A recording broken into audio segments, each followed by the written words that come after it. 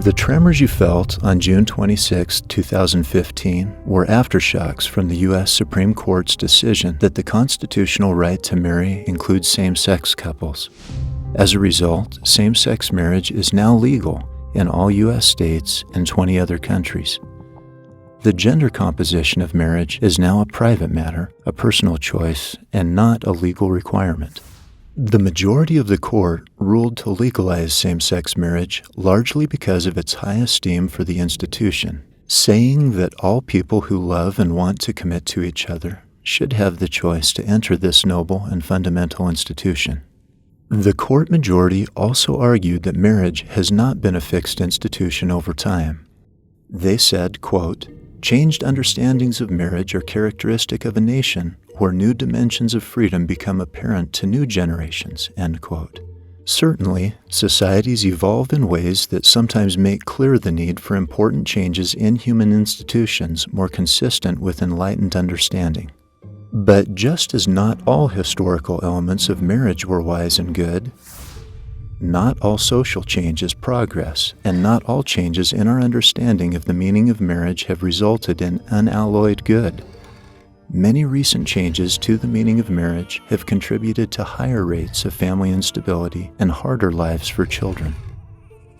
In this case, the Supreme Court assumes that its ruling just expands the institution of marriage to include same-sex couples without altering its fundamental meaning. But the court failed to acknowledge how changing a fundamental aspect of marriage, the union of a man and a woman, profoundly impacts its meaning, or how that meaning may be crucial to producing some of the most important benefits of marriage. Social institutions shape human behavior. They provide human relationships with meaning and norms. And when the definitions and norms of a social institution change, the human behaviors and interactions that the institution shapes also change.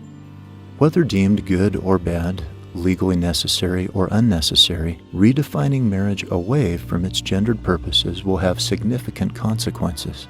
To assert otherwise is to believe that meaning doesn't matter, or that gender already was an empty element of marriage. Neither of those beliefs is reasonable. Far from being a relic of history or a quaint custom that has outgrown its usefulness in modern society, gender is a crucial component of not only the meaning of marriage for most people, but also of how marriage produces its benefits for children and society.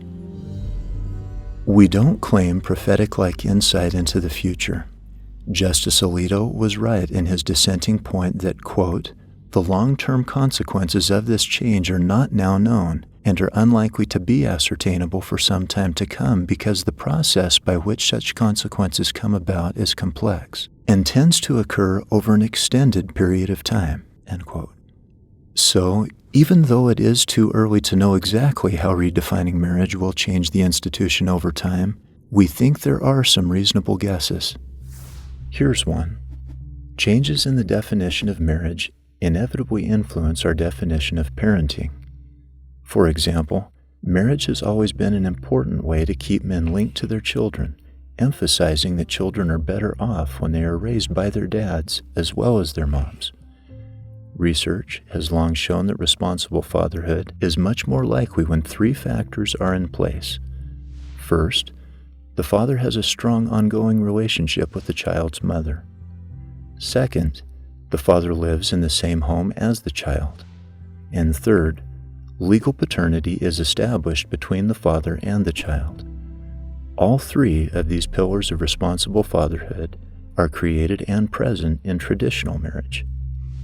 A degendered notion of marriage, a public rejection that biological sex is a defining pillar of marriage, may weaken the institution's power to channel men's identities in child and family-centered ways.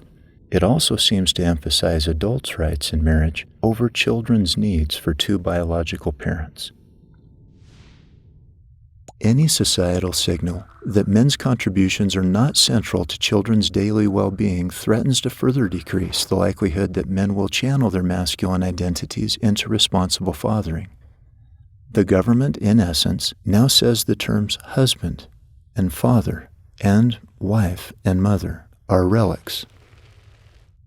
Yes, Gay men and lesbian women who so choose will now have clearer legal pathways to marriage. But for the vast majority, marriage is sheared of its connection to the idea that gender is an essential pillar of the institution and that men are necessary parts. Whatever is now the answer to the question, what is the gender composition of marriage? But what does whatever mean? If the legalization of same-sex marriage over time diminishes men's connection to marriage and fatherhood, it will mean more children growing up without a present and engaged father. Read more about this important issue.